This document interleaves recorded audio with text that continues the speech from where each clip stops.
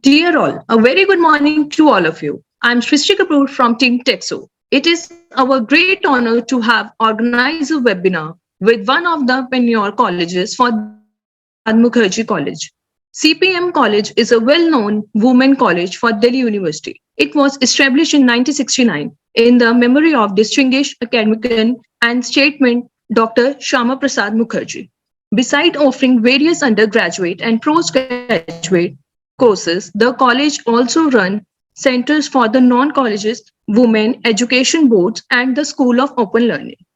Today we have with us Professor Sadhna Sharma, patron and principal CPMC DU.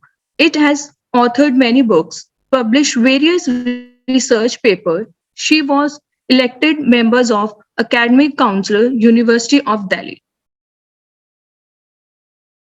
The today of the topic for the today webinar awareness among the young expert about the growing requirement and career opportunity in the field of GST. To present this, we have with us CA Atul Kumar Gupta ji, past president of ICAI and expert in indirect tax and need no introduction. I would now welcome Atul sir and request him to enlighten us on the topic for the day, fundamental of GST. Sir, over to you.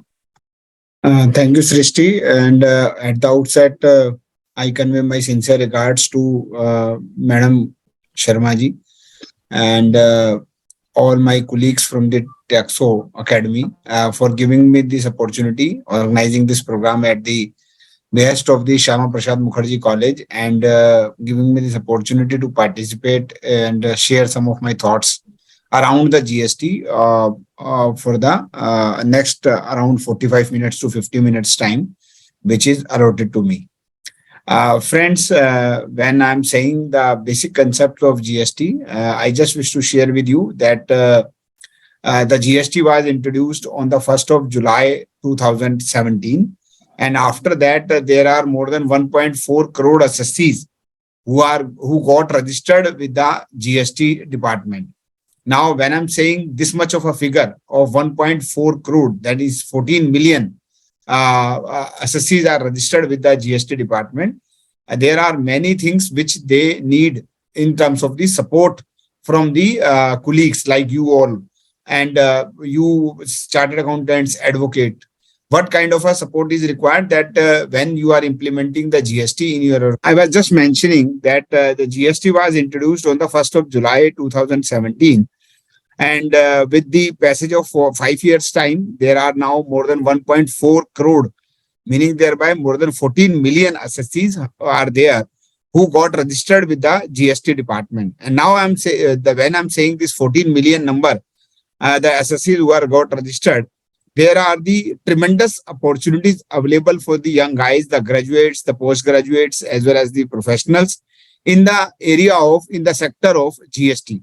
Now, they need to maintain not only the books of accounts, but also the various records, file the GST returns, refund claims, and so and so. And finally, that there are the requirements then when you have to do a voluntary audit, the internal audit of GST, and finally, the litigation related to the GST. So what I'm trying to convey you in the initial remarks, that in case somebody understand the GST well, somebody do some kind of a hand-holding of the GST, there are the good opportunities available. May it be you are working in a company or you are providing as a freelancer services.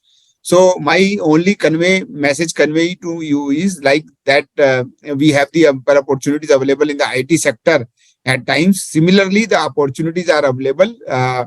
And as per my estimate, there are around 1 million vacancies are there, which can be easily fulfilled in case we have the good number of talent available who understand the basic nitty-gritties of the GST. Now, my dear friend, with this opening remarks, which I just shared with you, now let us understand that the basic fundamentals of GST, which I will try to share with you in the next around 40-45 minutes, the time allotted. My dear friend, to give you a helicopter view of the GST, let me share you that how the GST works. So first of all, whenever we want to learn the GST, the first question before all of us will come that which activity will attract the GST, whether the GST will be applicable on every activity, each and every activity, or it will be applicable only on the selected activity. So whether the GST is applicable on my activity or not is something that we should be aware of.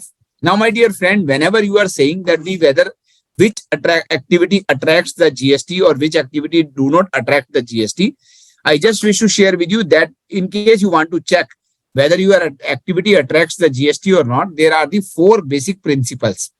So what मैं क्या कहना चाह रहा हूं कि अगर मेरी activity वो 4 बातें पूरी करती है, 4 मेरी रिक्वायरमेंट्स पूरी करती है, तो मेरी एक्टिविटी के ऊपर जीएसटी लगेगा, अदरवाइज मेरी एक्टिविटी पे जीएसटी नहीं लगेगा। तो जो पहली बात है उसके अंदर जो है वो है कि there should be a sale. So there should be a sale और there should be, say for example there is a barter system, so there should be a sale of a barter system. Number 2, that should be related to the goods or services. And number 3, there should be a consideration. Okay, and there should be a consideration. And number 4, that should be during my business activity. So it should be during my business activity. Now, my dear friend, in case an activity is there where there is no consideration involved, तो क्या होगा? जब अगर मेरी activity में consideration involve नहीं है, तो that activity will not be called as supply, और अगर वो एक्टिविटी सप्लाई नहीं कहलाएगी तो उसके ऊपर जीएसटी भी एप्लीकेबल नहीं होगा।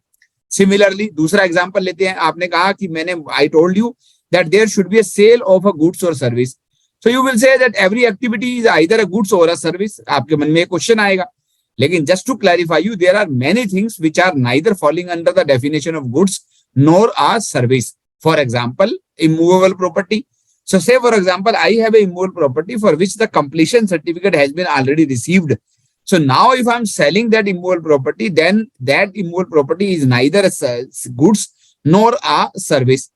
Similarly, or actionable claims, like for example, there is a fire in a factory and somebody is getting the actionable claim, somebody is getting the insurance claim. In that case, the claim which has been received is not a supply of goods, not a supply of service. Third example I can give you, the employer-employee relationship. Fourth example I can give you, that you are exchanging your Indian rupees into the dollar, so meaning thereby you are doing a transaction in money.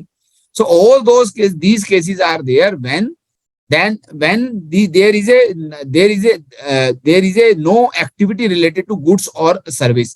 So in that case, even if there is a consideration involved, even if there is a transfer, that is a sale is there, then also the GST will not be applicable because the activity is not a supply. So my dear friend, क्या मैं कहना चाह रहा हूं आपको कि अगर मुझे ये देखना है कि जीएसटी लगेगा या नहीं लगेगा, तो सबसे पहले मुझे ये देखना है कि मेरी एक्टिविटी में 4 बातें पूरी होती हैं या नहीं होती हैं। मतलब वो एक्टिविटी सेल होनी चाहिए या एक्सचेंज हो, बार्टर हो, डिस्पोजल हो।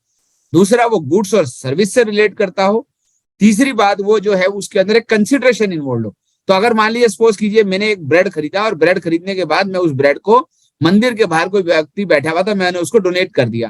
तो अब जब मैंने डोनेट करा तो देखा जाए तो वो मेरा एक्सचेंज हुआ, वन हैंड से दूसरे हैंड में चला गया, वो गुड्स भी है, लेकिन अपने आप में उसमें क्योंकि कंसिडरेशन इन्वॉल्व नहीं है, तो वो जो अपने आप में एक्टिविटी है वो सप्लाई की डेफिनेशन से बाहर हो जाती है, तो जीएसटी एप्लीकेबल नहीं होता। दूसरा एक बहुत अच्छा एग्जाम्पल ले सकते हैं, जैसे मैं यहाँ पर लेक्चर ले रहा हूँ।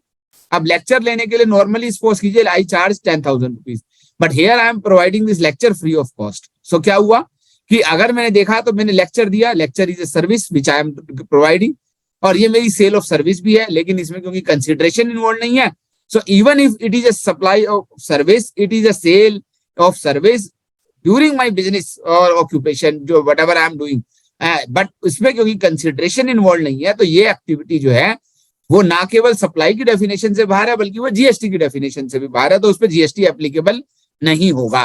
तो this is the way that we have to learn the first concept of the GST, की किस पे जीएसटी लगता है और किस पे जीएसटी नहीं लगता। तो आप लोगों ने समझा कि 1 मिनट के लिए वो एक्टिविटी जिसके अंदर जो है ये चारों कंडीशंस पूरी होती है, उन्हीं एक्टिविटीज के ऊपर जो है वो जीएसटी एप्लीकेबल होता है। जो अगली चीज है जो हम लोगों को सीखनी है जीएसटी के अंदर, जो अगली चीज हमें सीखनी है वो ये कि अगर जीएसटी एक एक्टिविटी पे लग गया, तो लेट अस से एग्जांपल की बात है कि मैं जो है ये पानी की बोतल जो है ये 1 मिनट के लिए सेल कर रहा हूँ। अब पानी की बोतल जो मैंने सेल करी उसके ऊपर जो है वो गुड्स भी है, उसमें सप्लाई भी हुआ, उसके लिए मैंने 20 रुपीज चार्ज भी किया, कंसिडरेशन भी हो गया, और ये मेरा बिजनेस भी है। लेकिन अब जो अगला क्वेश्चन मेरे सामने आएगा कि इसके ऊपर जीएसटी का रेट कितना लगेगा। आप सभी लोगों को पता है कि काफी सारी ऐसी ज्यूरिसडिक्शन है जहां पर एक सिंगल रेट होता है, लेकिन इंडिया में ये ध्यान में रखते हुए कि हमारे को अलग अलग सेक्टर को सर्व करना है, हमें एग्रीकल्चरिस्ट को भी सर्व करना है, और हमारे को सिन गुड्स होती है जो हमारी टबैको होता है या जो लग्जरी गाड़ियां होती है, उनके लिए हमें हायर रेट भी रिकवर करना है। क्रॉस सब्सिडाइजेशन के लिए RNR के रेवेन्यू न्यूट्रल रेट कहलाता है, तो उसके लिए जो है वो गवर्नमेंट ने हमारे को 5 स्लैब दिए, 0, 5, 12, 18, 28। इन 5 में से स्लैब में से मेरा एक्टिविटी कौन से स्लैब में फॉल करती है, ये बात जानने के लिए जीएसटी के अंदर जो है वो हमारे को दिए गए HSN कोड। तो HSN कोड किस पे एप्लीकेबल होते हैं? गुड्स पे। मतलब क्या है ये HSN कोड? क्या है ये? HSN कोड है क्लासिफिकेशन करने का तरीका। तो मैं कौन हूं? मेरा नाम है अतुल गुप्ता। हमारे यहाँ पर दूसरे पैनलिस्ट है, उसका नाम है सृष्टि कपूर। जो हमारे यहाँ तीसरे पैनलिस्ट है, उनका नाम है मनोज कपूर। ठीक है, तो अल्टीमेटली क्या हुआ, ये हमारे नोमेनक्लेचर है जो हमारे पेरेंट्स ने हमारा नाम रखा। इसी तरीके से जीएसटी के अंदर जो है वो करीबन 11,000 से ज्यादा आइटम्स हैं जिनको जो है वो गुड्स की डेफिनेशन में फॉल करती हैं। उन सबका नामकरण हुआ और उन सबके नामकरण की प्रोसेस को बोलते हैं HSN code, harmonise system of nomenclature. मतलब हर एक आइटम का, हर एक प्रोडक्ट का एक कोड दे दिया। तो मान लीजिए एग्जांपल है कि एक कोड हुआ 413042। ये 1 मिनट के लिए सपोज कीजिए हमने कहा ये प्लास्टिक का कोड है, प्लास्टिक की बोतल का कोड है। तो ये हमारा तरीका हो गया कि जो हमें बताता है कि हमारी प्रोडक्ट के ऊपर, और इसके आगे गवर्नमेंट ने लिख दिया लेटर से 18%। तो मतलब क्या हो गया कि इस प्लास्टिक की आइटम के ऊपर जिसका ये कोड है, जिसका ये नोमेनक्लेचर है, उसका जो जीएसटी का रेट है वो 18% है। और अगर ये सर्विस होती तो सर्विसेज के लिए मुझे दिए गए हैं सर्विस अकाउंटिंग कोड। तो इसी तरीके से जितनी भी सर्विस है उनके लिए सर्विस अकाउंटिंग कोड दे दिया इसी तरीके से, और उसमें बता दिया कि आपका जो कोड है वो 9765 जो है वो एग्जाम्पल है 0010 होगा। इसका मतलब क्या हुआ, अगर मैं ये जैसी कोड देखूंगा मैं समझ जाऊंगा ये तो सर्विसेज की बात कर रहा है और सर्विसेज के ऊपर जो है वो शायद रेट 18% ही होगा। तो दिस इज द वे कि जब हमारे को बताया गया है कि आपको जो है वो जीएसटी में जब ये तय हो जाएगी आपकी एक्टिविटी जीएसटी के दायरे में आती है, जो दूसरी चीज हमारे को सीख लेनी है वो ये धीरे धीरे करके कि मेरी एक्टिविटी के ऊपर जो है वो कौन सा जीएसटी का जो रेट है वो एप्लीकेबल होगा। तो दोस्तों हम लोगों ने 2 बातें अभी तक सीख ली। 2 बातों में हम लोगों ने क्या सीख लिया? एक, हम लोगों ने सीख लिया कि अपनी जो है वो एक्टिविटी पे टैक्स लगेगा या नहीं लगेगा, और दूसरा जो है वो मुझे किस तरीके से रेट चेक करने होंगे आने वाले समय पे। तो what I am trying to convey you, I am giving you a helicopter view of the entire GST, जिससे कि मैं जीएसटी के बारे में अपने दोस्तों के साथ, अपने पेरेंट्स के साथ जब बात करूं तो मुझे कुछ पता हो कि what is GST all about. जो तीसरी चीज है, जब आपको ये तय हो गया कि मेरी एक्टिविटी पे जीएसटी लग रहा है, मुझे रेट भी पता है, जो अगला क्वेश्चन आपके सामने उठ के आएगा, मुझे कितनी वैल्यू पे जीएसटी लगाना है। अब ये क्या होता है, वैल्यू पे जीएसटी लगाना है, आपके सामने क्वेश्चन उठ गया, भैया वैल्यू तो क्या है। अगर मान लीजिए सपोज कीजिए मैंने कोई आइटम जो है वो 100 रुपए की बेची है, तो 100 और उसके ऊपर 18% टैक्स है, तो वो जो है वो अपने आप में 18 रुपए टैक्स लग जाएगा। इसमें क्या वैल्यू की बात है? क्लियर बात है कि 100 रुपए के ऊपर टैक्स लगेगा? नहीं साहब। कई बार क्या होता है कि सपोज कीजिए कि मैंने एक ऑडिट किया और मैंने उस ऑडिट की फीस ली 1 लाख रुपया, और मैंने उसके ऊपर जो है वो 4,000 रुपए का जो है वो कार का मेरे को बिल आया, जो मैंने ट्रैवलिंग चार्जेस क्लेम किया। क्या मुझे जीएसटी 4,000 पे भी लगेगा? मतलब आउट ऑफ पॉकेट एक्सपेंसेस जो मैं इंकर करता हूं किसी प्रोडक्ट की सर्विस को देने के लिए, क्या उसके ऊपर भी जीएसटी लगता है? सपोज कीजिए कि मैंने किसी व्यक्ति को 100 रुपए का सामान बेचा, उसने मुझे बोला मैं अभी की अभी आपको कैश में पेमेंट दे देता हूं, तो मैंने बोला ठीक है मैं 10 रुपए का डिस्काउंट दूंगा आपको, तो और मैंने उससे 90 रुपए चार्ज किए, तो क्या मुझे जीएसटी 100 रुपए के ऊपर लगेगा या 90 रुपए के ऊपर लगेगा? अगर सपोज कीजिए एक व्यक्ति की ब्रांच ए है और वो अपनी ही किसी दूसरी ब्रांच को सामान भिजवा रहा है, तो अभी क्या हो गया कि ब्रांच ट्रांसफर को जब वो भिजवाएगा तो वो भी जीएसटी के दायरे में आता है, उसके ऊपर भी जीएसटी लगता है। ठीक है, तो अब जो है वो सपोज कीजिए ये मार्केट में रेट इसका जो है वो 50,000 रुपया है, लेकिन मेरी अपनी ही ब्रांच है, इसके लिए मैंने इसको बोला 25,000 रुपए में मैंने आपको ये सामान भिजवा दिया, तो जीएसटी 50,000 रुपए पे लगेगा या 25,000 रुपए पे लगेगा? ऐसी बहुत सारी सिचुएशन होती है जब हमारे को ये पता होना चाहिए कि मुझे किस वैल्यू के ऊपर जो है वो जीएसटी चार्ज करना है। तो अपने को जीएसटी के अंदर जो है वो वैल्यूएशन रूल्स और सेक्शन 15 के हिसाब से वैल्यूएशन के जो प्रोविजन जो है वो मुझे दिए गए हैं, जो मुझे बताते हैं कि डिफरेंट सिचुएशंस के अंदर आपको जीएसटी का जो है वो वैल्यू क्या होगा, उसको आप समझ लीजिए। जो उसके बाद जो अगली चीज है जो हमारे को बताई गई है जीएसटी के अंदर, और वो है हमारा जो जीएसटी में अगली चीज हमारे को बताई गई है वो हमारा है कि कौन से वाला जीएसटी लगेगा। ये जरा बात को ध्यान से समझिएगा, ये फंडामेंटल ऑफ जीएसटी है जो आपको आगे चल के मैं 2-3 बार अलग अलग तरीके से और भी समझाने की कोशिश करूंगा। मुझे कौन से वाला जीएसटी लगेगा। अब ये कौन से वाला, क्या जीएसटी तो एक ही होता है, आप you will have in your mind की जीएसटी तो एक ही है, ये दो वाले कौन से वाला जीएसटी कैसे बात कह रहे हैं अतुल। मैं आपको ये बताना चाहूंगा कि सबसे पहले एक बात समझ लीजिए कि जीएसटी का जो लॉ है हमारा, जो जीएसटी का जो हमारा लॉ है वो हमारा जो है वो है कंजम्पशन बेस्ड टैक्स, जिसको हम लोग जो है वो दूसरे वर्डों में जो है वो हम कंजम्पशन बेस्ड को हम क्या बोलते हैं, हम लोग जो है वो डेस्टिनेशन बेस्ड टैक्स भी बोलते हैं। क्या होता है ये, जरा पहले एक बार के लिए डेस्टिनेशन बेस्ड टैक्स भी बोलते हैं। क्या होता है ये डेस्टिनेशन बेस्ड टैक्स या कंजम्पशन बेस्ड टैक्स? इसका मतलब क्या होता है कि आपको अगर जब भी आप कोई टैक्स पे करोगे तो, क्योंकि हर एक टैक्स के अंदर हमारे जो है वो हर एक टैक्स के अंदर एक सेंट्रल गवर्नमेंट इन्वॉल्व है और एक स्टेट गवर्नमेंट इन्वॉल्व है। तो पहले तो क्या होता था कि सेंट्रल गवर्नमेंट अपना एक्साइज ड्यूटी चार्ज करती थी, ठीक है साहब, सर्विस टैक्स चार्ज करती थी, और जो स्टेट गवर्नमेंट होती है वो वैट चार्ज करती थी। तो हमारे को जो है वो आज हमारे फेडरल स्ट्रक्चर के अंदर ये तय है कि कोई भी टैक्स अगर बनेगा तो उसमें दो लोगों का सरकार का पोर्शन होगा, एक सेंट्रल गवर्नमेंट का और एक स्टेट गवर्नमेंट का। तो अब जो है वो जब हम कंजम्पशन बेस्ड टैक्स और डेस्टिनेशन बेस्ड टैक्स की बात करते हैं, इसका मतलब है कि कौन सी स्टेट को टैक्स मिलेगा।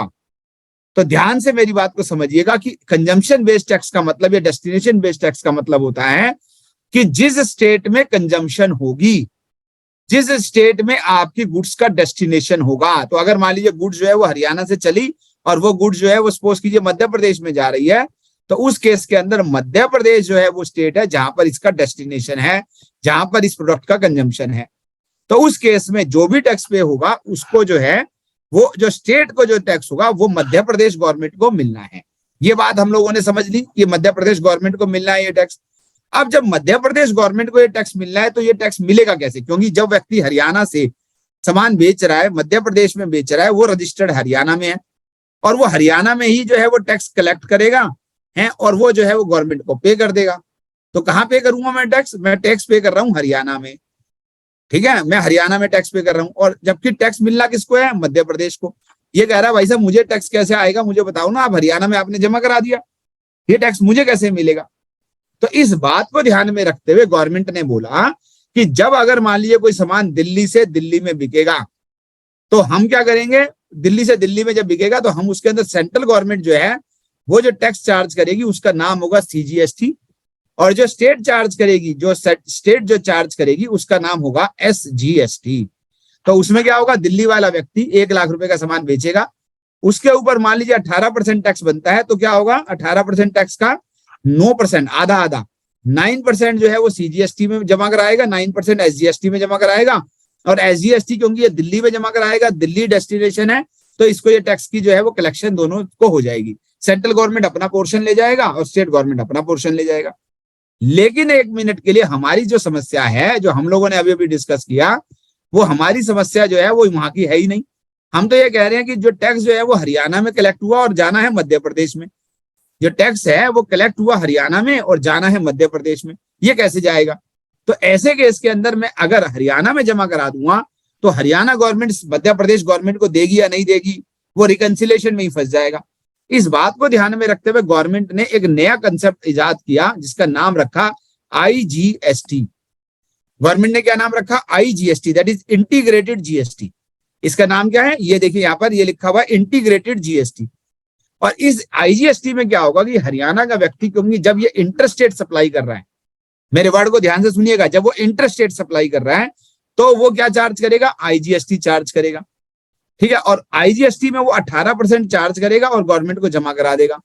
अब सेंट्रल गवर्नमेंट क्या करेगी? उसमें से सीजीएसटी का पोर्शन जो है वो अपना रख लेगी 9% का, जो 9% का अपना पोर्शन रख लेगी, और जो बचा हुआ जो 9% है एसजीएसटी का, वो एक बार के लिए मध्य प्रदेश गवर्नमेंट को ट्रांसफर कर देगी 9%, कि भाई साहब ये आपके बिहाफ पे मैंने टैक्स कलेक्ट किया है, तो वो जो है वो आपको मैं ट्रांसफर कर रहा हूं। मतलब क्या हुआ कि अगर मैं 1 मिनट के लिए ये बात करूं कि मेरी प्रोडक्ट दिल्ली से दिल्ली में जा रही है, मतलब मेरी प्रोडक्ट जो है वो इंट्रा स्टेट है, इंट्रा स्टेट है, तो उस केस के अंदर जो है वो टैक्स लगेगा सीजीएसटी प्लस एसजीएसटी, समझ लीजिएगा। और अगर मेरी प्रोडक्ट दिल्ली से हरियाणा जा रही है तो उस केस में मैं इसको बोलूंगा कि मेरी प्रोडक्ट का जो है वो नेचर है वो इंटर स्टेट सप्लाई है, और अगर इंटर स्टेट सप्लाई है तो उस केस के अंदर जो है वो लगेगा आईजीएसटी। और ये कौन कलेक्ट करेगा? ये सेंट्रल गवर्नमेंट कलेक्ट करेगी। यहाँ पर क्या होता है कि सेंट्रल गवर्नमेंट अपना पोर्शन कलेक्ट कर रही है, स्टेट गवर्नमेंट अपना पोर्शन कलेक्ट कर रही है, क्योंकि ये इंट्रा स्टेट है, दिल्ली से दिल्ली की है। लेकिन अगर दिल्ली से हरियाणा की है, इंटर स्टेट सप्लाई है, तो उस केस में आईजीएसटी जमा होगा, सेंट्रल गवर्नमेंट कलेक्ट करेगी और बाद में जो है वो 1 मिनट के लिए सीजीएसटी जो है वो अपने पास रख लेगी और एसजीएसटी जो होगा इसका वो 1 मिनट के लिए वो हरियाणा गवर्नमेंट को ट्रांसफर कर देगी, ताकि हरियाणा गवर्नमेंट को डेस्टिनेशन के बेस पे अपना जो है टैक्स का कलेक्शन हो जाए। तो दोस्तों इस तरीके से जो है वो हम लोगों ने सीखा कि जो है वो हमारे जीएसटी के अंदर जो है वो 2 तरह के टैक्स हैं। एक इंट्रा स्टेट पे एप्लीकेबल होता है जो सीजीएसटी प्लस एसजीएसटी है जो है वो 1 मिनट के लिए, और जो दूसरा हमारा जो है इंटर स्टेट पे जो एप्लीकेबल होता है वो हमारा आईजीएसटी है। इस तरीके से हमें सीख लेना चाहिए कि अपने को ये आईजीएसटी क्या है, सीजीएसटी क्या है, एसजीएसटी क्या है। आगे चल के आपको एक और टैक्स मिलेगा, सुनने में आएगा, और उसका नाम क्या होगा? उसका नाम होगा यूटीजीएसटी। यूटीजीएसटी का मतलब क्या हुआ? सिंपली वो क्या कर रहा है, स्टेट का नाम चेंज करके यूटी कर रहा है, क्योंकि हमारी कंट्री में 29 स्टेट के बाद हमारे पास 7-8 यूनियन टेरिटरीज भी हैं, तो इसलिए उन यूनियन टेरिटरीज के पर्पज से उन्होंने नाम रख दिया यूटीजीएसटी। मतलब अगर आप चंडीगढ़ में अगर कोई सामान खरीद रहे हैं, चंडीगढ़ में बेच रहे हैं, तो उसमें यूटीजीएसटी लगता है सीजीएसटी के अलावा। तो एक तो सीजीएसटी लग जाएगा गवर्नमेंट का, सेंट्रल गवर्नमेंट का, और स्टेट गवर्नमेंट ना होके वो यूटी है, यूनियन टेरिटरी है, तो इसलिए उसका नाम यूटीजीएसटी हो जाता है। ऐसे करके आपको जो है वो एक नाम और मिलने को देखने को मिल सकता है। Don't get confuse, you should be having the clarity on the aspect. जो माय डियर फ्रेंड, इसके आगे चलते हैं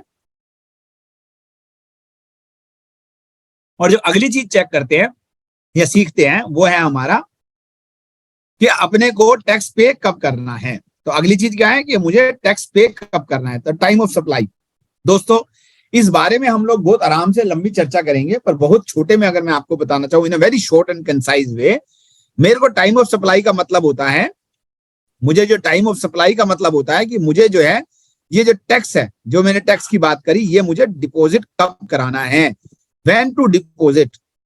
जो मैंने टैक्स कलेक्ट कर लिया कस्टमर से, अब मुझे ये टैक्स जमा कब कराना है, तो इस बात को जो है वो हमारे को टाइम ऑफ सप्लाई में लिखा गया कि ये सप्लाई की टाइम कब मानी जाएगी। तो नॉर्मली तो क्या होगा, मैं बोलूंगा जब मैंने कलेक्ट किया मैं उसका टैक्स जमा करा दूंगा। तो नॉर्मल केस में क्या है, अगर नॉर्मल सिचुएशन के अंदर सपोज कीजिए आज मैं लेट अस से मैं 2 मार्च को खड़ा हुआ हूं और 2 मार्च को मैंने 1 लाख रुपए का बिलिंग किया और उसके ऊपर मैंने 18,000 रुपए जीएसटी कलेक्ट किया, तो रूल के हिसाब से मुझे इस टैक्स को जो मैंने कलेक्ट किया, मुझे अगले महीने की 20 तारीख तक इस टैक्स को जो है वो गवर्नमेंट को जमा कराना है। तो मेरी जो 2 तरह की रिटर्न जाती है, एक मेरी सेल्स रिटर्न जाती है जिसकी लास्ट डेट 10 और 11 तारीख होती है, और एक मेरी जो 3B जाती है जिसमें मैं टैक्स जमा कराता हूँ, वो मेरी 20 तारीख होती है नेक्स्ट मंथ की। तो मुझे जो है वो अगले महीने की 20 तारीख को उसका टैक्स जमा कराना होता है। नॉर्मल प्रोविजन ये है। लेकिन नॉर्मल प्रोविजन से अगर हम थोड़ा सा आगे जाएं तो मेरे पास, क्योंकि गुड्स भी सेल होती है और सर्विस भी सप्लाई करता हूं मैं, और अपने पास एक क्वेश्चन आया कि क्या एडवांस के ऊपर, मान लीजिए सपोज कीजिए कस्टमर ने मुझे बोला कि मेरे को 2 महीने बाद ये प्रोडक्ट चाहिए, मैंने बोला एडवांस दे जाओ भैया तभी मैं 1 मिनट के लिए बनवाऊंगा। तो अगर मुझे एडवांस मिला तो क्या मुझे, अगर सपोज कीजिए 2 मार्च को एडवांस मिला, तो इसका टैक्स मुझे 20 अप्रैल को जमा कराना है? अगर वो गुड्स है तो आंसर है नहीं कराना, क्योंकि गुड्स के केस में मुझे टैक्स जब कब का जमा कराना है, जब मेरी प्रोडक्ट का जो है मैं सेल कर दूंगा। जिस दिन मैं सेल कर दूंगा उस दिन से वो डेट कैलकुलेट होगी। तो अगर मान लीजिए सपोज कीजिए मैंने ये प्रोडक्ट जो 2 मार्च को एडवांस लिया था और मैंने ये प्रोडक्ट डिलीवर करी 10 मई को, तो मुझे उस केस में 20 जून को इसका जो है वो टैक्स जमा कराना होगा एज पर दी नॉर्म्स। लेकिन अगर वो सर्विसेज होती है तो उस केस में चाहे वो एडवांस हो, चाहे वो 1 मिनट के लिए सर्विस को मैंने जो है वो प्रोवाइड कर दिया हो, चाहे मैंने सर्विस को प्रोवाइड कर दिया हो, तो अगर सपोज कीजिए मैंने 2 मार्च को एडवांस मिला तो उस केस में मुझे जो है वो उसका टैक्स जो है वो 20 अप्रैल को ही जमा कराना है। मैं यहाँ पर 20 जून का बेनिफिट जो है वो मुझे अवेलेबल नहीं होता है। तो ये एक अपने आप में बड़ी इंपॉर्टेंट चीज है जो हम सब लोगों को पता होनी चाहिए कि मुझे जीएसटी जमा कब कराने की मेरी लायबिलिटी बनती है, ताकि मैं जो है वो कोई भी अगर मैं गलती करता हूं तो क्या होगा, मुझे इंटरेस्ट और पेनल्टी के प्रोविजन जो है वो मुझे पे एप्लीकेबल हो जाते हैं। तो अगर मान लीजिए सपोज कीजिए मैंने लेट जमा कराया तो मुझे 18% पर एनम के हिसाब से मुझे जो है वो इंटरेस्ट जो है वो एप्लीकेबल हो जाता है, जो अपने आप में एसएससी के लिए एक बर्डन बन जाता है। जो लास्ट बात है जो आज की हम लोग जो है वो हेलीकॉप्टर व्यू में सीखने की कोशिश करेंगे वो है इनपुट क्रेडिट अंडर जीएसटी। और ये मेरे हिसाब से आपको एक कंप्लीट जो है वो एक आपको बर्ड आई व्यू जो है, हेलीकॉप्टर व्यू जो है ये कंप्लीट हो जाएगा। इनपुट क्रेडिट क्या होता है जरा एक बार के लिए समझिए, क्योंकि इनपुट क्रेडिट जो है वो एक जीएसटी की जो है वो अपने आप में आत्मा है, सोल है। क्योंकि अल्टीमेटली हम क्या कहते हैं, इसको हम टैक्स को क्या बोलते हैं, हम इस टैक्स को बोलते हैं value added tax. Value added tax का मतलब क्या होता है, अपने आप में मीनिंग ही बता रहा है, GST is a value added tax. मतलब कि अगर जैसे कंसेप्ट समझते रहिएगा, कंजम्पशन बेस्ड टैक्स क्या, वैल्यू एडिड टैक्स क्या। वैल्यू एडिड टैक्स का मतलब है जो आपने वैल्यू एडिशन किया उस पे लगने वाला tax is a value added tax. तो अगर सपोज कीजिए मैंने 100 रुपए का सामान खरीदा और मैंने उसके ऊपर वैल्यू एडिशन किया 20 रुपए का, तो गवर्नमेंट का इंटरेस्ट जो है वो मेरे से 20 रुपए के ऊपर टैक्स लेने का है, ना कि मेरे से गवर्नमेंट जो है वो कहती है कि नहीं जी आपको 120 रुपए पे टैक्स देना है। नहीं, गवर्नमेंट ने कहा कि मैं 100 रुपए पे टैक्स उससे लूंगा जिससे आपने सामान खरीदा, और 20 रुपए पे टैक्स मैं आपसे लूंगा क्योंकि आपने इतनी वैल्यू एड जो है वो इसके अंदर की है। तो दोस्तों जरा समझते हैं कि ये इनपुट क्रेडिट का जो सिस्टम है ये कैसे 1 मिनट के लिए जो है वो अपने आप में काम करता है, ये कैसे इनपुट क्रेडिट का सिस्टम काम करता है। सपोज कीजिए एक्स एक व्यक्ति है, उसने 1 लाख रुपए का जो है वो एक परचेज किया और 1 लाख रुपए के ऊपर 18% के हिसाब से उसने जो है वो 18,000 रुपए जीएसटी पे किया। रॉ मटेरियल है ये, ठीक है। और उस रॉ मटेरियल के ऊपर जो है, इस रॉ मटेरियल के ऊपर उसने लेबर लगाई 40,000 रुपए की, और उसने जो है वो उस पर ओवरहेड लगाए 10,000 रुपए के, और उसने अपना जो है वो प्रॉफिट मार्जिन जोड़ा उस पर 50,000 रुपए, ठीक है। ये मेरा लेबर है जिसके ऊपर कोई जीएसटी नहीं लगता है। ये 10,000 रुपए के मेरे जो है वो छोटे मोटे ओवरहेड्स हैं, स्मॉल पैटी एक्सपेंसेस हैं जिनपे जीएसटी नहीं लगता है, मैंने माना। और ये मेरा प्रॉफिट मार्जिन। तो अल्टीमेटली मेरा सेल ऑफ प्राइस क्या हो गया, मेरा सेल प्राइस हो गया 2 लाख रुपया। अब मैं जो जीएसटी जो है वो कस्टमर से चार्ज करूंगा एट द रेट ऑफ 18%। तो मेरा जो जीएसटी मैंने कलेक्ट किया उस कस्टमर से 36,000 रुपीज कलेक्ट किया। अब मेरे सामने क्वेश्चन क्या है, मेरे सामने क्वेश्चन है कि क्या मुझे गवर्नमेंट को ये 36,000 रुपीज जमा कराने हैं या मुझे जो है वो कुछ और पैसा जमा कराना है। तो मेरे सामने क्वेश्चन ये है कि क्या मुझे 36,000 रुपीज जमा कराने हैं क्या। मेरे दोस्तों आप इस पूरे क्वेश्चन में देखेंगे, you will realise this aspect कि ऑलरेडी इस पूरे 2 लाख की ट्रांजेक्शन के ऊपर में ऑलरेडी एक पोर्शन के ऊपर, मतलब 1 लाख रुपए के ऊपर 18,000 रुपीज जो है वो जीएसटी ऑलरेडी पेड है। मुझे इसको अगर मैं ये 36,000 रुपया में कलेक्ट करके 36,000 में कलेक्ट करके दोबारा जमा करा दूंगा, ultimately government will get the 54,000 rupees on a transaction of rupees. The final consumption जो 2 लाख रुपए का हुआ, ये मैंने कस्टमर को भेजा, जो B2C, मतलब मैंने जो है वो कस्टमर को, कंज्यूमर को भेज दिया, कंज्यूमर ने इसको कंज्यूम कर लिया। तो अल्टीमेटली कंज्यूम कितने की हुई, जो प्रोडक्ट जो है वो शुरू में रॉ मटेरियल 1 लाख का बना था, फाइनली वो कंज्यूम हुआ 2 लाख का। और 2 लाख रुपए के कंजम्पशन के ऊपर अगर रेट 18% है तो गवर्नमेंट को मिलने चाहिए थे 36,000 रुपीज। तो अगर मैं अभी 36 जमा करा दूंगा, ऑलरेडी 18,000 रुपीज जमा है, तो ये क्या होगा 54,000 बन जाएगा। इस बात को ध्यान में रखते हुए गवर्नमेंट ने एक मैकेनिज्म बनाया और उन्होंने बोला कि इस 36,000 को आपने पे नहीं करना है, आपने क्या करना है, इस 36,000 रुपीज में से आपने जो ऑलरेडी टैक्स पे किया हुआ है अपनी परचेज पे, ये वाला टैक्स जो है उसका आप सेट ऑफ ले लीजिए और आप केवल और केवल मुझे नेट अमाउंट जो है वो जमा कराइए। तो अब जो है वो उसमें क्या होगा कि अगर जो एक्स है उसने ये रॉ मटेरियल परचेज किया था और एक्स ने यही सामान जो है वो सपोज कीजिए वाई को जो है वो 2 लाख में बेचा, तो उस केस के अंदर जो है वो एक्स की जो लायबिलिटी है अपनी आउटपुट के ऊपर, अपनी वैल्यू एडिशन के ऊपर जो लायबिलिटी है वो अपने आप में केवल और केवल 18,000 की है, जो वो 1 मिनट के लिए गवर्नमेंट से आपको जो है नियम के हिसाब से वो इसका क्रेडिट लेगा। जो 18,000 रुपए उसने पे किया था वो उसका क्रेडिट लेगा और जो नेट अमाउंट जो है वो गवर्नमेंट अकाउंट में जमा कराएगा। सो दिस इज द वे जब हम लोगों को सीखना चाहिए। ये है हमारा इनपुट क्रेडिट। इनपुट क्रेडिट का मतलब सेट ऑफ, जो मेरे पास इनपुट के ऊपर मैंने टैक्स पे किया उसका सेट ऑफ लेने का प्रक्रिया क्या है, what is the methodology, what are the various papers required, what is the eligibility criteria.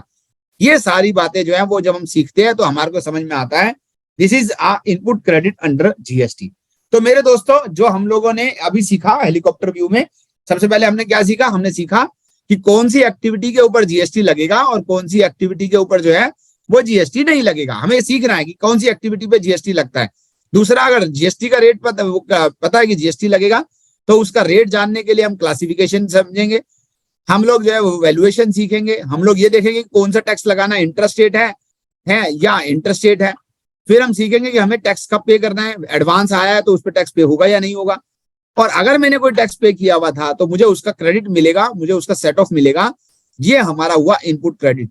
और उसके बाद रजिस्ट्रेशन कराना, रिटर्न फाइल करना, असेसमेंट कराना, ये सारी बातें हैं जो प्रोसीजरल बातें हैं, जो अपने को आज नहीं हम डिस्कस करेंगे। So this is my dear friend is a 160 degree view, जो हमारा 360 डिग्री व्यू जो हम कहते हैं ना, 360 डिग्री व्यू जो है वो आपको दिया। तो ये मैंने आपको 360 डिग्री व्यू देने की कोशिश करी जीएसटी के बारे में। तो अगर कोई आदमी एक स्लाइड में पूरा जीएसटी सीखना चाहता है तो वो ये स्लाइड है जो मैंने आपके सामने रखी। अब दोस्तों हम थोड़ा सा कुछ और चीजें डिस्कस करते हैं जो आपको और ज्यादा क्लैरिटी देंगी। दोस्तों अगर हम लोग बात करें तो जैसे मैंने आपको शुरू में बताया, अब बड़ा आसान होगा सीखना कि अगर हम लोग बात करें कि 1 जुलाई 2017 को जीएसटी आया, 1 जुलाई 2017 को जीएसटी आया, आप सभी लोग जानते हैं। यहाँ पे आपके सामने स्क्रीन पे भी लिखा हुआ आ रहा है कि 1 जुलाई 2017 को जीएसटी एप्लीकेबल हुआ। उससे पहले क्या होता था, तो मैंने आपको बताया कि उनकी हमारे पास जो है वो एक सेंट्रल गवर्नमेंट है और एक स्टेट गवर्नमेंट है। दोनों कहते हैं मुझे टैक्स कलेक्ट करना है। तो सेंट्रल गवर्नमेंट ने क्या किया हुआ था, बहुत सारे टैक्स बना रखे थे, जैसे एक्साइज ड्यूटी। अगर आप कोई मैन्युफैक्चरिंग करते हो तो एक्साइज ड्यूटी पे करनी है।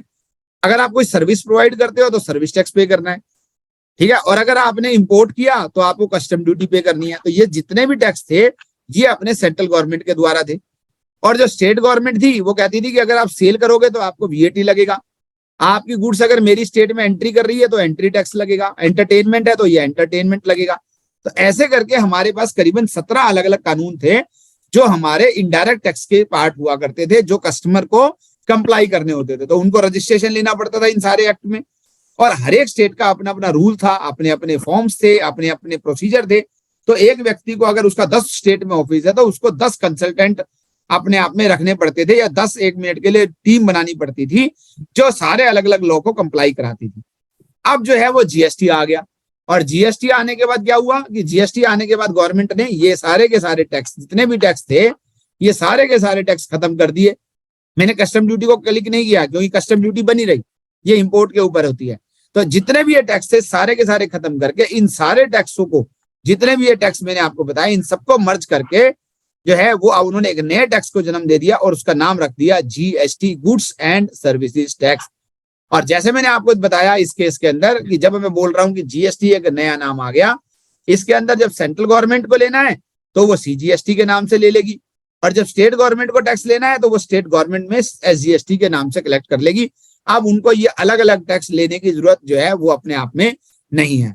तो अब क्या होगा, हमारे दो ही तरह के टैक्स बचे, एक कस्टम ड्यूटी बची और एक हमारा जीएसटी बचा, जो इस जीएसटी रिजीम के अंदर हमें 1 जुलाई 17 से देखने को मिलता है। फ्रेंड्स हम आगे चलते हैं और कुछ बात जरा सीखते हैं ताकि हमारे को और ज्यादा क्लैरिटी जो है वो जीएसटी के बारे में आए। तो मैंने ये बात आपको ऑलरेडी बता चुका, और आप जरा अब आपके लिए कितना आसान होगा ये बात को समझना कि मैंने आपको एक बात बताई कि पहले मैं क्या करता था, मेरी सप्लाई जो अगर इंट्रास्टेट है, इंट्रास्टेट का मतलब दिल्ली से दिल्ली, तो मैं क्या करता था, सेंट्रल गवर्नमेंट को देने के लिए एक्साइज ड्यूटी देता था, सर्विस टैक्स देता था। लेकिन जिसका अब नया नाम क्या हो गया, सीजीएसटी नाम हो गया। और मैं स्टेट को जब पे करने के लिए क्या करता था, अगर मुझे स्टेट को पे करना है तो मैं क्या करता था, मैं आपको बताता हूं एक बार, जब स्टेट को मुझे पे करना है तो मैं उस केस में क्या करता था, जो एक मिनट जी,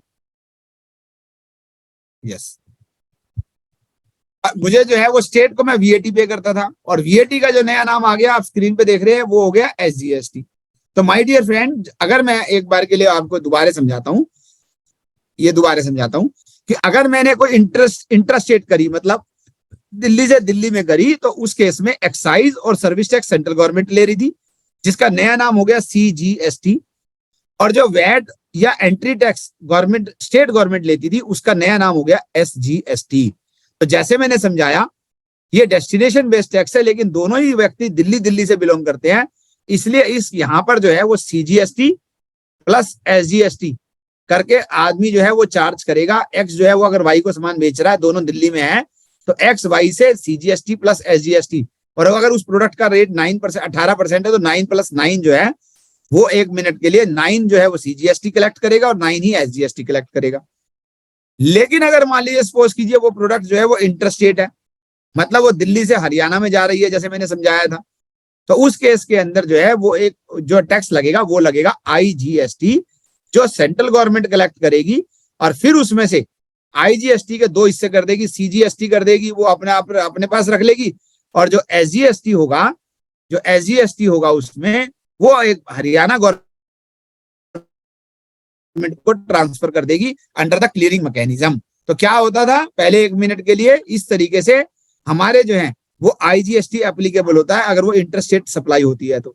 और जैसे मैंने यहाँ पे लिखा कि आईजीएसटी जो होता है वो प्रैक्टिकली सम टोटल होता है। तो अगर ये नो और नो है, अगर मान लीजिए सीजीएसटी नो है और एसजीएसटी नो है, तो आईजीएसटी जो होगा वो 18% होगा, ताकि जो है वो शेयर जो है वो एज इट इज अपने आप में लोगों को मिलता रहे। और जो तीसरी चीज होती है वो होती है इंपोर्ट्स। तो मैं अगर इंपोर्ट करूंगा आउटसाइड इंडिया से तो कस्टम ड्यूटी बनी हुई है वो एज इट इज लगेगी। कस्टम ड्यूटी के बाद यहाँ पर पहले जब हम इंपोर्ट करा करते थे तो एक लगती थी एक्साइज ड्यूटी जिसका नाम होता था सीवीडी, और एक लगता था वीएटी, क्योंकि हर एक गवर्नमेंट को टैक्स चाहिए, स्टेट को भी सेंट्रल को, उसको कहते थे एसएडी, स्पेशल एडिशनल ड्यूटी।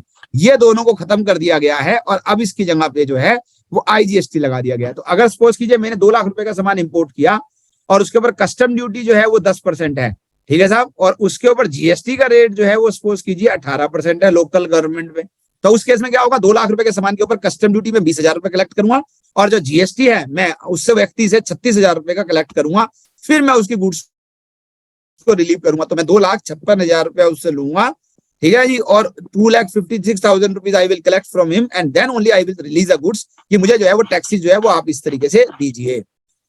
दोस्तों ये था अपने को एक बार के लिए जो सेकंड पड़ाव है अपने को सीखने का।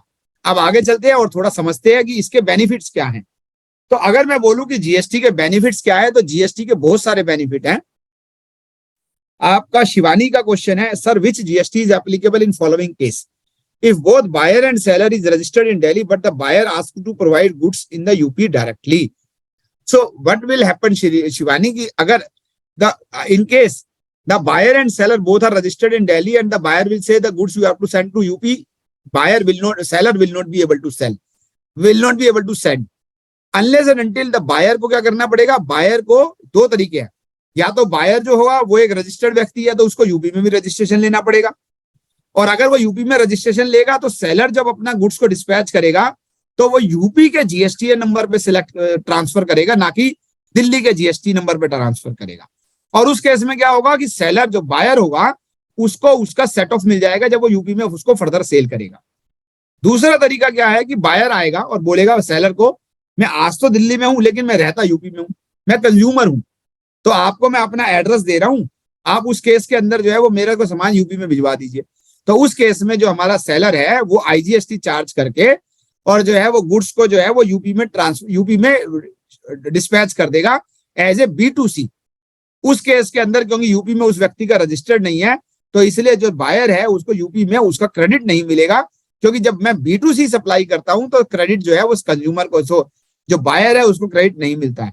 ध्यान से समझ लीजिएगा, B2B में क्रेडिट मिलता है, B2C में क्रेडिट नहीं मिलता है जो बायर होता है उसको। आगे चलते हैं और आगे चल के हम लोग जो है वो कुछ और बातें सीखते हैं, समझते हैं कि किस तरीके से जीएसटी काम करता है और जो उसका कास्केडिंग इफेक्ट क्या होता है। जब मैं आप लोगों को कास्केडिंग की बात कर रहा हूं, आप लोगों को समझना चाहिए कास्केडिंग का मतलब क्या है। सबसे पहले अगर हम बात करें कि कास्केडिंग क्या होता है, तो कास्केडिंग 3 तरह का होता है। पहला कास्केडिंग क्या है, जब हम लोग जो है वो बोलेंगे कि कास्केडिंग इफेक्ट है तो मतलब क्या हुआ कास्केडिंग का। पहला कास्केडिंग का मतलब है कि टैक्स पे टैक्स लगना, मतलब आप जो है वो एक बार के लिए एक एक्टिविटी करते हैं उस पर आप टैक्स देते हैं, लेकिन जब दूसरा टैक्स लगता है तो वो जो है वो टैक्स ऑन टैक्स, आपका जो टैक्स है वो बेस प्राइस पे नहीं लग रहा है, वो आपकी टैक्स की जो पहला टैक्स लगा, 2 टैक्स है मान लीजिए, एक सेंट्रल गवर्नमेंट का और स्टेट गवर्नमेंट का, तो जब स्टेट गवर्नमेंट का मैं टैक्स लगा रहा हूं तो वो 100 रुपए पे नहीं लगा रहा हूं। अगर वो मान लीजिए सेंट्रल गवर्नमेंट का टैक्स अगर 10 रुपए है तो मैं स्टेट गवर्नमेंट का टैक्स 110 रुपए पे लगा रहा हूं। ये होता है टैक्स ऑन टैक्स, जो कि पिछली रिजीम के अंदर जो है वो एप्लीकेबल हुआ करता था कि जब स्टेट गवर्नमेंट टैक्स लगाती थी तो वो सेंट्रल गवर्नमेंट का टैक्स को जोड़ के उस पर जो है वो अपना टैक्स लगाती थी। दूसरा एग्जाम्पल होता है इसके अंदर डबल टैक्सेशन का, मतलब कि एक आदमी जो है वो अगर सामान खरीद रहा है 100 रुपए का, तो सेंट्रल गवर्नमेंट कह रही है मुझे भी टैक्स चाहिए, स्टेट गवर्नमेंट कह रही है मुझे भी टैक्स चाहिए, और वो अपना अपना पूरा रेट भी लगा रहे हैं, वो हाफ भी नहीं कर रहे, जैसे हम लोगों ने 9 कर दिया, वो भी 18 लगा रहा है अपना, और ये भी मान लीजिए ये कह रहा है मेरा तो टैक्स जो है जी वो 18 है और ये कह रहा है मेरा 12 है, तो 1 मिनट के लिए दोनों ही टैक्स जो है वो एक इस वैल्यू के ऊपर लगाए जा रहे हैं, जिससे कि अल्टीमेटली जो है वो हमारे ऊपर टैक्स का बर्डन बहुत बढ़ जाता था। और जो तीसरा है non availability of the cross sectoral credit, cross sectoral credit मतलब क्या होता है, ये भी आप कंफ्यूज हो जाएंगे। तो अगर मान लीजिए मेरी गुड्स मैंने खरीदी, मैंने गुड्स को तो जो है वो बाय किया, और मैंने जो सेल किया वो मैंने सर्विस को सेल किया। मैं अभी आपको एग्जांपल के लिए बताऊंगा। तो जो मैंने टैक्स यहाँ पे किया, मुझे इसका क्रेडिट जो है वो यहाँ नहीं मिलता है। इसे कहते हैं non availability of the cross sectoral credit. जरा समझेंगे तीनों के एग्जांपल के साथ। पहला एग्जांपल है हमारा कास्केडिंग इफेक्ट का, जो मैंने आपके सामने रखा। दैट दी ए जो है वो एक मैन्युफैक्चरर है, ये हमारा जो है वो पुरानी रिजीम है, ये हमारी जो है वो पुरानी रिजीम है, और ये हमारी जीएसटी रिजीम है। मैंने जो है वो 1 मिनट के लिए एज ए जो है वो एक वो जो है मैन्युफैक्चरर हूं, मैं दिल्ली में हूं, और मैंने जो है वो अपने आप में एक गुड्स को खरीदा। 100 रुपए का मैंने गुड्स का परचेज हुआ, ये मेरा अपने आप में कॉस्ट है। 10 रुपए का प्रॉफिट मार्जिन है मेरा। तो अल्टीमेटली मेरा प्राइस क्या होना चाहिए था, 110 रुपए होना चाहिए था। लेकिन गवर्नमेंट ने कहा टैक्स कौन देगा, इनडायरेक्ट टैक्स है, कस्टमर से टैक्स कलेक्ट करो और पे करो। तो एक्साइज ड्यूटी लगा दी उन्होंने मेरे ऊपर, ये सेंट्रल गवर्नमेंट का टैक्स है, और मैंने जो है वो अपनी जो सेल वैल्यू है उसके ऊपर 110 रुपए के ऊपर मैंने ये टैक्स लगा दिया। बिल्कुल ठीक है, 13 रुपीज 75 पैसा टैक्स हो गया। अब टोटल वैल्यू जो है कस्टमर को 123 रुपए 123 रुपीज 75 मिलने वाली थी। लेकिन स्टेट गवर्नमेंट आई, बोली मेरा टैक्स तो दो भाई साहब। तो जब स्टेट गवर्नमेंट ने टैक्स लगाया तो उन्होंने जो 12.5% टैक्स लगाया वो 110 रुपए पे नहीं लगाया, वो उन्होंने जो है वो इस वैल्यू पे लगा दिया।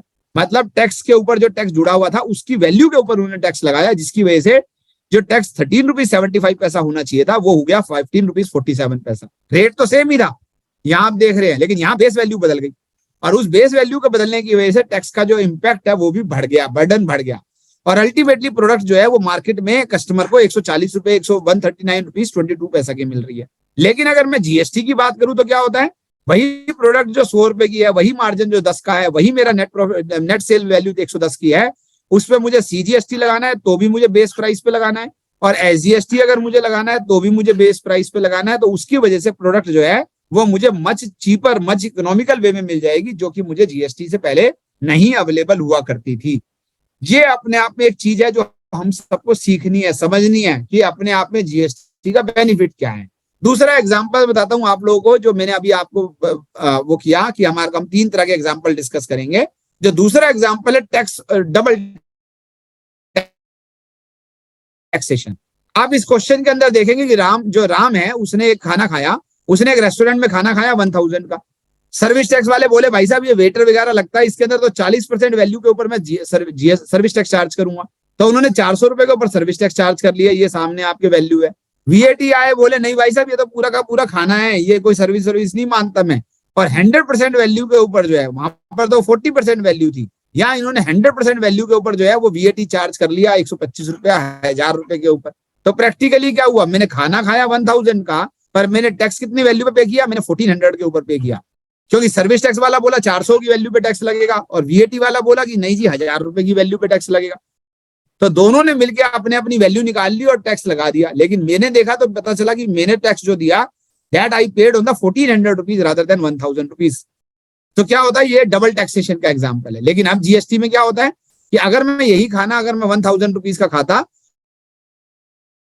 और सपोज कीजिए कि जीएसटी का रेट है वो खाने के ऊपर 12% है, लेट अस अज्यूम 12% है, तो उसमें क्या होता है 1000 रुपीज के ऊपर मैं जो है वो सीजीएसटी चार्ज करता 6% के हिसाब से, क्योंकि 12 है तो हाफ एंड हाफ करेंगे, तो उस केस में जो है वो 60 रुपया। और मैं अगर जो है वो एसजीएसटी चार्ज करता तो एसजीएसटी भी जो है वो मैं कितना चार्ज करता 5% के हिसाब से 60 रुपीज। तो मुझे अल्टीमेटली ये जो प्रोडक्ट है वो 1120 रुपए की पड़ती in this way, because the value is only 1000 rather than 1400 rupees. तो ऐसे करके मुझे जो है वो जीएसटी के अंदर डबल टैक्सेशन से भी मुझे जो है वो जो है डबल वैल्यू से भी जो है वो मुझे अपने आप में जो है वो छुटकारा मिलता है। I got the immunity from that kind of a situation. जो तीसरी और लास्ट चीज है जो आज की हम लोग जो सीखने की कोशिश करेंगे, और उसके बाद कुछ 2-1 बातें करूंगा और अपनी बात को समाप्त करूंगा, जो है वो देखने को मिलेगा कि एक मिस्टर एक्स है, एक चार्टर्ड अकाउंटेंट है, और वो चार्टर्ड अकाउंटेंट की जब सर्विस प्रोवाइड करता है तो वो सर्विस टैक्स चार्ज करता है। लेकिन उस सर्विस को देने के लिए उसने वाटर बोतल खरीदी, और वाटर बोतल के ऊपर ये बात हो रही है जीएसटी से पहले की। तो उसने जो वाटर बोतल जो है उसने खरीदी, उस वाटर बोतल के ऊपर जो है वो उसने वीएटी पे किया होगा, क्योंकि पहले जो है वो प्रोडक्ट के ऊपर क्या लगता था वीएटी, सर्विसेज के ऊपर क्या लगता था, सर्विस टैक्स लगता था। तो जो उसने वीएटी पे किया, सपोज कीजिए उस वीएटी का क्रेडिट जो है वो जीएसटी की सर्विस टैक्स की आउटपुट लायबिलिटी के अगेंस्ट में अवेलेबल नहीं है। तो सपोज कीजिए इसने 200 रुपीज की वाटर बोतल खरीदी और उसके ऊपर जो है वो 36 रुपीज जो है वो जीएसटी वीएटी पे किया। अब यही सर्विस जो है वो सपोज कीजिए वो 1000 रुपीज की दे रहा है और उसके ऊपर 15% के हिसाब से, क्योंकि सर्विस टैक्स का रेट 15% हुआ करता था, उसको 150 रुपीज गवर्नमेंट को पे करने हैं। लेकिन इस 150 को लेने के लिए क्या अपने आप में जो है वो उस व्यक्ति के पास जो है वो इस 36 रुपीज का क्रेडिट अवेलेबल है? इस 36 रुपीज का आंसर है नहीं अवेलेबल है। तो क्या होता था कि गवर्नमेंट को अल्टीमेटली, आप ध्यान से समझें, तो 150 प्लस 36 रुपीज जो है वो अपने आप में दो जगह पे टैक्स मिल जाता था। लेकिन कंज्यूमर के लिए अगर समझेंगे तो बात क्या होगा कि कंज्यूमर के लिए, क्योंकि चार्टर्ड अकाउंटेंट को क्रेडिट नहीं मिल रहा, वो क्या करेगा, इस 36 रुपीज को अपनी कॉस्ट में ऐड कर देगा और ये प्राइस जो उसका था 1000, ये ना हो गए, ये इसका 1036 हो जाएगा और उसके ऊपर मैं 15% टैक्स लगाऊंगा। तो ये जो प्रोडक्ट है जो 1150 की मिलनी चाहिए थी, वो प्रोडक्ट अब 1150 की ना मिलके शायद वो 1186 या उससे भी ज्यादा, क्योंकि मेरे को टैक्स पे टैक्स लगाना है, तो वो उससे भी ज्यादा की वैल्यू की मिलेगी या मिलती थी। लेकिन अगर दोस्तों अगर हम बात करें जीएसटी रिजीम में, क्या हो गया, जीएसटी रिजीम में एक बड़ा अच्छा फायदा हो गया कि अगर मैं वाटर बोतल खरीदूंगा तो भी जीएसटी पे करूंगा और अगर चार्टर्ड अकाउंटेंट की सर्विस दूंगा तो भी जीएसटी पे करूंगा और इन दोनों का क्रेडिट जो है वो आपस में एडजस्टेबल हो गया। तो इस तरीके से जो हमारा क्रॉस सेक्टोरल क्रेडिट जो मुझे पहले नहीं मिलता था, वो मुझे जीएसटी रिजीम के अंदर जो है वो मुझे मिलने लगा। दोस्तों अगर हम लोग जो है वो अपनी बात को समाप्त करें, उससे पहले मैं कुछ और बातें आपको बताना चाहूंगा जो आपको जस्ट क्लैरिटी और देंगी। वो क्या कि आप ये देखेंगे तो कि जीएसटी आने के बाद जो हमारे पहले फॉर्म्स चलते थे, अगर आपको गुड्स लेके जाना है तो आपको कुछ फॉर्म साथ में लेके जाने होते थे। आजकल ईवे बिल लेके जाना होता है, तो और वो भी ऑनलाइन ईवे बिल अवेलेबल होता है, तो ऑटोमेटिकली आपका जो है वो इजी हो गया इंटरस्टेट मूवमेंट। कास्केडिंग इफेक्ट खत्म होने से क्या हुआ, हमारी प्रोडक्ट जो है वो ग्लोबली कंपिटिटिव हो गई, क्योंकि मेरी प्राइस कम हो गई। प्राइस कम हो गई तो मैं इंटरनेशनल मार्केट के अंदर ज्यादा बेटर तरीके से कम्पीट कर सकता हूँ। तो ये अपने आप में मुझे जो है वो 1 मिनट के लिए बेनिफिट हो गया। इसी तरीके से मैं अगर और आगे बात करूं तो मुझे अगला जो बेनिफिट हुआ वो क्या हुआ, मुझे कंप्लायंस कॉस्ट कम हो गई, क्योंकि पहले मैं 17 अलग अलग तरह के लॉ फॉलो करता था और स्टेट वाइज करता था। अब मुझे रजिस्ट्रेशन चाहे 17 ही लेने हो अलग अलग स्टेट में जीएसटी के, लेकिन लॉ एक है, प्रीएम्बल्स एक है, प्रोसीजर एक है, रूल्स एक है, रिटर्न एक जैसी है। तो अल्टीमेटली मेरे लिए इंटरप्रिटेशनल इशू कोई नहीं रहा। अल्टीमेटली क्या हुआ, मुझे जो है वो मेरा जो है वो लाइफ ईजी हो गई, क्योंकि एंट्री टैक्स नहीं है। तो पहले एंट्री टैक्स पे क्या होता था, टोल प्लाजा पे आप देखते थे ट्रकों की लाइन लगी है 3-3 दिन तक लगे हुए हैं, क्योंकि वो सब अपना एंट्री टैक्स पे करने के लिए लग रहे हैं। तो कन्याकुमारी से अगर मान लीजिए श्रीनगर में माल जाना है तो दैट में टेक 15 days टू रीच, क्योंकि उसको हर स्टेट में गुजरना है और हर स्टेट में एंट्री टैक्स पे करना है। But now in the GST ultimately it's a destination based tax, so everybody is aware that the tax will be the part of the Jammu and Kashmir rather than any other state. So क्या हुआ, entry tax barrier खत्म हो गए और entry tax barrier खत्म होने से वही ट्रक जो 15 दिन में पहुंचता था, शायद वो अभी 7 days के अंदर जो है वो कन्याकुमारी से श्रीनगर पहुंचने की पोजीशन पे आ जाता है। तो अपने को saving of the cost and time होती है। अपने को अल्टीमेटली क्या होता है, इससे जो है वो ज्यादा से ज्यादा एम्प्लॉयमेंट अपॉर्चुनिटीज डेवलप होती है, जीडीपी का अपने आप में ग्रोथ होता है और गवर्नमेंट का भी टैक्स कलेक्शन बढ़ता है। तो आप देखते हैं ना, गवर्नमेंट कहती है कि मेरा इतना टैक्स बढ़ गया, मुझे इतना नया टैक्स मिल गया, मेरा इतना कलेक्शन इस महीने का बढ़ गया। दैट शोज कि गवर्नमेंट को ज्यादा क्लैरिटी की रिजीम लाने से अपने आप में ज्यादा कलेक्शन जो है वो गवर्नमेंट का भी बढ़ जाता है। So my dear friend, this was all from my side. I believe I try to justify the time allotted to me with the basic fundamentals of GST. Over to you, Srishti, for the concluding remarks. और या आपके कोई Q&A है तो Q&A लेने के लिए मैं अवेलेबल हूँ, या मनोज जी या जिसने भी आपको बोलना है, या प्रोफेसर मैडम जैसे भी। Thank you, sir, for sharing your wonderful insight with us. Sir, as I can check, there is no quiz session and there is no question. So now I welcome to invite Mr. Manoj Kapoor, co-founder and CEO of Texo Academy, to share a few words with us. Yeah, hello friends. First of all, I want to say thanks to Sharma ma'am and Professor Anju Jain ji from Shyama Prasad Mukherjee College, and our speaker, eminent speaker C. Atul Gupta ji. And I also want to say thank you to all participants जिन्होंने सुबह सुबह अपने लिए समय निकाला, and Team Texo to arrange this good webinar. काफी अच्छी strength मैं देख रहा हूँ जो लोगों ने पार्टिसिपेट किया है। फ्रेंड्स, जैसे अभी अतुल जी ने काफी ज्यादा डेलिब्रेट किया है जीएसटी पे, एंड इम्पोर्टेंस ऑफ जीएसटी भी बताई है। तो मैं भी आपको कुछ चीजें शेयर ही करने वाला था इस बारे में, तो मैं बताता हूँ कि टैक्सो in the collaboration of Delhi University, we bring a 2-month certificate course on GST, जो बिल्कुल जॉब ओरिएंटेड कोर्स है और इक्वली हेल्पफुल है आपके एग्जाम्स के लिए और आपके जो कैंपस के इंटरव्यूज वगैरह है उसकी प्रिपरेशन के लिए भी इक्वली इंपॉर्टेंट है। जब भी आप कोई कोर्स के बारे में सोचते हैं, किसी शॉर्ट टर्म कोर्स के बारे में सोचते हैं, you have the 2 question in your mind. पहला कि वाई, ये कोर्स क्यों करना है, and second why from this organisation, या इनसे ही क्यों करना है। तो आई जस्ट आपके लोग क्वेश्चंस का आंसर देना चाहूंगा।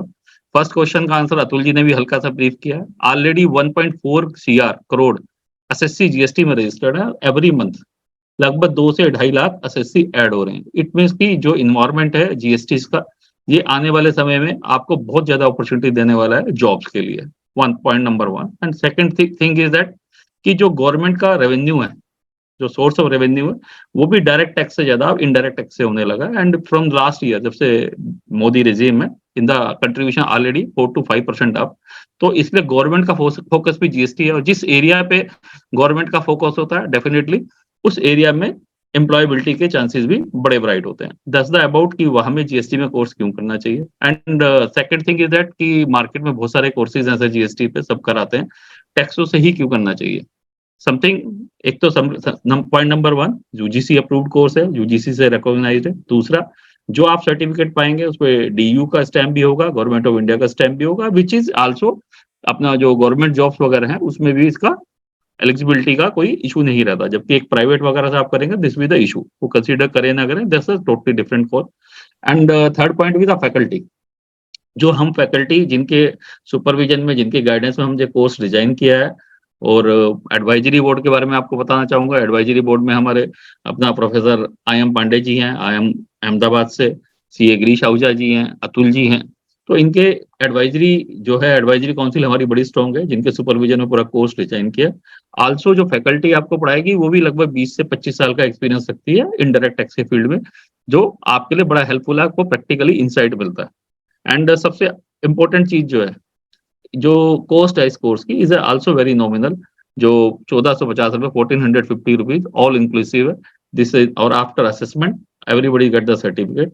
दस द अबाउट दिस कोर्स। तो मेरा आप लोगों से रिक्वेस्ट होगा कि अगर आप एग्जाम फाइनल ईयर में जीएसटी के एग्जाम की तैयारी कर रहे हैं, या कैंपस में इंटरव्यू की तैयारी कर रहे हैं, या जॉब के लिए तैयारी कर रहे हैं, तो आपको इस तरह का कोर्स करना चाहिए जहाँ पे एम्प्लॉयमेंट के चांसेस जो हैं बहुत ज्यादा ब्राइट हैं। And this is the from my side. कोई भी आपकी क्वेरी हो, आप हमारी साइट पे विजिट करके भी कर सकते हैं, और जूही जी का नंबर भी आपके पास है, आप उनसे भी कनेक्ट कर सकते हैं। Thank you Srishti, this is from my Thank you side. so much, sir. Thank you for your time. With that, we come to the end for this wonderful session today. I hope you all found this session informative and insightful. I would like to thank Professor Anju Jain and Professor Sudha Sinha and Manish sir for the Shyama Prasad Mukherjee College for organizing his wonderful webinar today.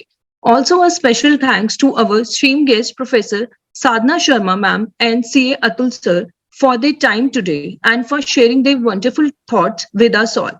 Thank you once again, and it has been honor and privilege. सृष्टि, एक question है chat box में, मैं उसका answer देना चाहूंगा। Sure, कि sir. एक anonymous attendee है, उन्होंने कहा है कि जीएसटी आने के बाद जो गरीब लोग हैं उनके ऊपर इम्पैक्ट जो है वो ज्यादा हो जाता है। तो मैं आपको बताना चाहूंगा बेटा, जो भी क्वेश्चन है जिनका, जैसे मैंने आपको बोला कि पहले जो हमारा टैक्स था, आपने देखा मेरी एक स्लाइड में मैंने बताया कि पहले वो प्रोडक्ट 139 रुपए का मिलता था, वही प्रोडक्ट अभी 129 रुपीज का मिलता है। उसका रीजन क्या है कि प्रोडक्ट का जो बेस प्राइस है वो 110 ही है, लेकिन उसमें पहले 29 रुपए का टैक्स था, अभी उसमें 18 रुपए का टैक्स रह गया। तो अल्टीमेटली जो है वो जीएसटी आने के बाद जो है वो उल्टा इवन, क्योंकि मल्टीपल टैक्सेस नहीं लग रहे हैं, केवल एक ही टैक्स लग रहा है और उस टैक्स का क्रेडिट भी अवेलेबल है। तो अल्टीमेटली कस्टमर को, जैसे मैंने बताया, चार्टर्ड अकाउंटेंट को वाटर बोतल का क्रेडिट नहीं मिल रहा है, तो अल्टीमेटली वो क्या कर रहा है, उसे अपनी कॉस्ट में डाल रहा है और वो कस्टमर से कलेक्ट कर रहा है। तो इसलिए जो मैंने आपको जो कास्केडिंग इफेक्ट वाली बातें बताई, उसका पर्पज यही था बताने का आपको, कि आपके मन में ये ना आए कि जीएसटी तो जी 18% हो गया, एक्साइज ड्यूटी तो 12.5 थी, 12.5 थी। पर्पज ये है कि 1 मिनट के लिए वहां पर एक बार एक्साइज ड्यूटी लग रही है, फिर उस पर वीएटी लग रहा है, फिर एंट्री टैक्स लग रहा है, फिर ऑक्ट्रॉय लग रहा है, ऐसे करके मल्टीपल टैक्सेस लग के जो टैक्स का जो टोटल पोर्शन हो जाता था वो शायद 30% हो जाता था, 35% हो जाता था। परंतु आज का जो है वो नया रिजीम में जो मेजोरिटी ऑफ द आइटम है उनके ऊपर टैक्स जो है, जो हमारे एक पुअर फैमिली अगर कोई, जैसे मान लीजिए एग्जांपल है, चावल खरीद रहा है, तो उसके ऊपर रेट ऑफ टैक्स 5% ही है केवल। तो इसलिए जो है वो अपने आप में ये जीएसटी आने से टैक्स पे टैक्स नहीं है, कास्केडिंग इफेक्ट्स नहीं है। The poor in terms of the tax, अगर मैं बोलूं कि टैक्स की वैल्यू के हिसाब से बात करूं तो टैक्स की वैल्यू कम हुई है। अब वो अलग बात है कि जो होलसेलर है वो अपना प्रॉफिट मार्जिन बढ़ा के उसी हिसाब से प्राइस चार्ज कर लेता है, उसके लिए एंटी प्रॉफिटरिंग अथॉरिटी आई। लेकिन अगर हम टैक्स की बात करें तो टैक्स का जो टोटल वैल्यू अमाउंट था पहले और अब में, वो टैक्स का अमाउंट कम हो गया है, चाहे उसकी वैल्यू कम हुई या नहीं हुई है, वो एक सब्जेक्ट अलग है। Over to you Srishti. Okay, sir. Thank you so I much. Believe कि एक क्वेश्चन और है जी, कुछ क्वेश्चंस और हैं। Sir, मोहित let's- जैन का क्वेश्चन है, I have a query. I have imported some goods. As per the contract, first the UK company shall bill the goods to its subsidiary, and the custom duty shall be reimbursed by us. Is the GST leviable on GST reimbursement? अगर आप केवल और केवल custom duty को किसी को reimbursement दे रहे हैं तो उसके ऊपर जीएसटी नहीं लगता है। मेरा क्वेश्चन आपका क्लियर नहीं है, इसलिए मैंने आपको इतनी सी बात ही बोली है कि जब हम टैक्स, तो सपोज कीजिए आप मेरे पास आए, बोले इनकम टैक्स जमा करा दो मेरा, और मैं बाद में आपको इनकम टैक्स का अमाउंट भिजवा दूंगा, अभी मेरे पास पैसे नहीं है। तो जब मैं आपसे इनकम टैक्स वापस कलेक्ट करूंगा, मान लीजिए आपके बिहाफ पे मैंने 7,000 इनकम टैक्स जमा कराया, तो जब मैं वो अमाउंट आपसे कलेक्ट करूंगा तो वो मेरा रिम्बर्समेंट जो है वो आउट ऑफ पॉकेट में नहीं आता है, और उसके ऊपर जो है वो जीएसटी एप्लीकेबल नहीं होगा। दूसरा क्वेश्चन है, नहीं सेम ही क्वेश्चन आपने 2 बार डाला, तो इसलिए मोहित मैंने आपको आंसर दिया इस क्वेश्चन का। अभिनव का एक क्वेश्चन है, can we claim refund of the interest on late deposit of GST when SC give favourable judgement in third party case? मैं आपको ये बताना चाहूंगा कि आपका जो है वो इंटरेस्ट का जो रिफंड होता है वो अवेलेबल नहीं होता है किसी भी केस में। आपके पास कौन सा ऐसा जजमेंट है जिसके अंदर सुप्रीम कोर्ट आपको बोल रहे हैं, अपेक्स कोर्ट बोल रहा है कि आप जो है वो इंटरेस्ट का भी रिफंड ले लीजिए? That is something I have to check, आप कौन से जजमेंट की बात कर रहे हैं अभिनव। लेकिन नॉर्मल केस में इंटरेस्ट का जो है वो रिफंड जो है वो अवेलेबल नहीं होता है। अभी और भी क्वेश्चन है 1-2। ओशियन फ्रेट की बात कर रहे हैं, तो ओशियन फ्रेट में उन्होंने क्लैरिफाई कर दिया है कि कोई आपको रिफंड मिलेगा ही नहीं। आपका लॉ अगर रिट्रोस्पेक्टिव डेट से चेक भी हुआ, चेंज भी हुआ है, तो भी आपको इंटरेस्ट नहीं मिलेगा, इसलिए वो कोई पर्पस अचीव नहीं होगा अभिनव। गीतांजलि खन्ना का क्वेश्चन है, sir what you exactly mean by cascading effect? Cascading effect Geetanjali मैंने आपको बताया, कास्केडिंग इफेक्ट 3 तरह का होता है।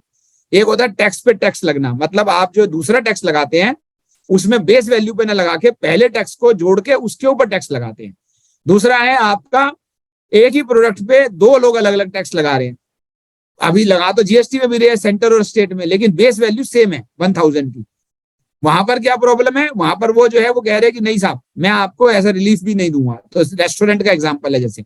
और तीसरा है कास्केडिंग इफेक्ट का, कि क्रॉस सेक्टर क्रेडिट नहीं मिलता है, मतलब आपने अगर गुड्स खरीदा था तो उसका क्रेडिट जो है वो आपको सर्विसेज को बेचने के लिए नहीं मिलता है।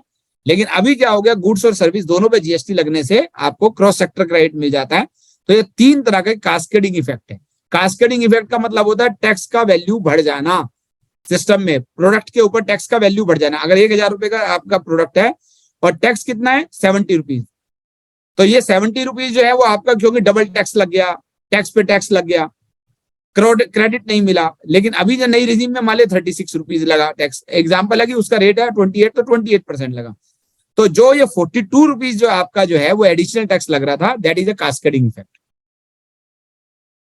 उसके बाद अगला क्वेश्चन है अंकिता का, इस GST sir GST next month की 20 को डिपॉजिट करना होता है? यस, जीएसटी अगले महीने की 20 तारीख को नॉर्मल सिचुएशन के अंदर जमा कराना होता है। कंपोजिशन वाले हैं तो 3 महीने में जमा कराना होता है, वो अलग अलग सिचुएशन है, पर नॉर्मल सिचुएशन में Ankita it will, you are right. Sakshi Gupta, is it good for a country that the majority of tax collection is from indirect tax rather than direct tax? It's always good, because की indirect tax के अंदर क्या फायदा होता है, आपको set of भी मिल जाता है, वरना आपको डायरेक्ट टैक्स में सेट ऑफ नहीं मिलता है, तो इसलिए आपको जो है बेनिफिट है।